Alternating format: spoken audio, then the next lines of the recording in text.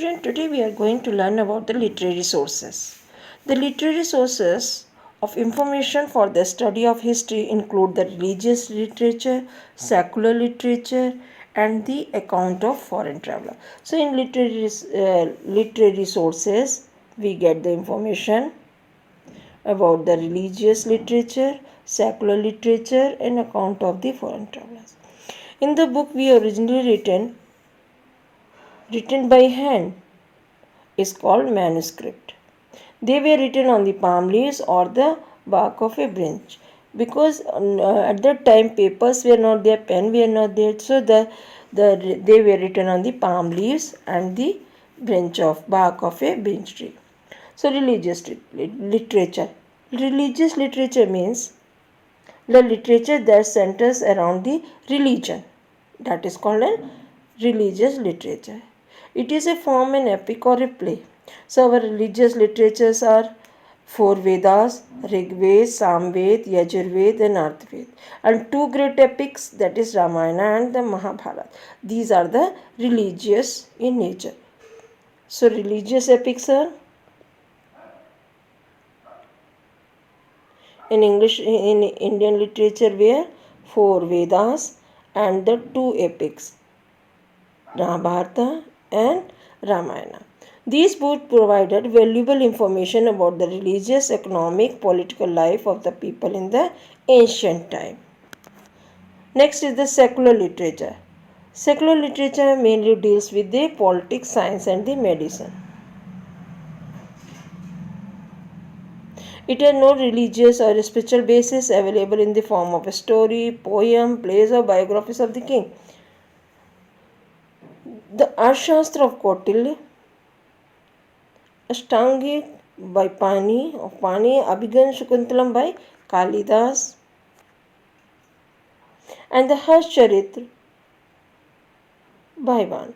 Some of the secular literary. They give the information about the social and economic culture of the life. Third is the account of the foreign travelers. Foreign travelers give us the useful information about our past.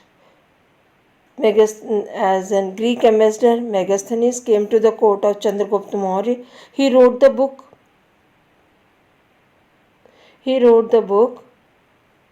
Indica, give the knowledge of the Mauryan time.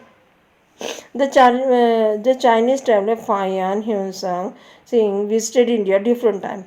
They wrote valuable account what they saw in India is called, and Hunsang is called the Prince of Pilgrim.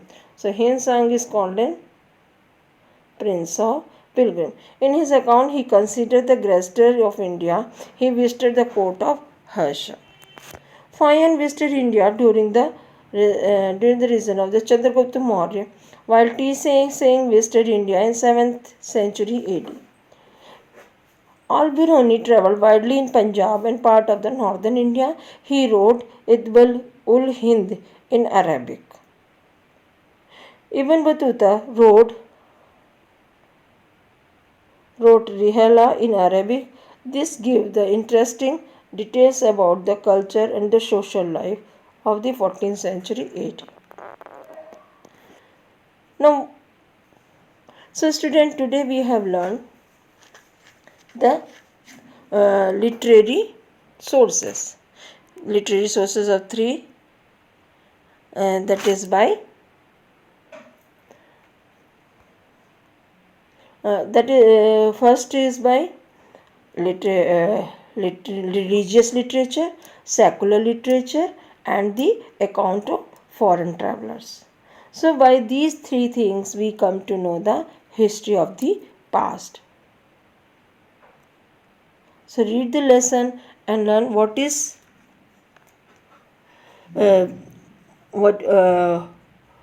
secular literature and what is religious literature.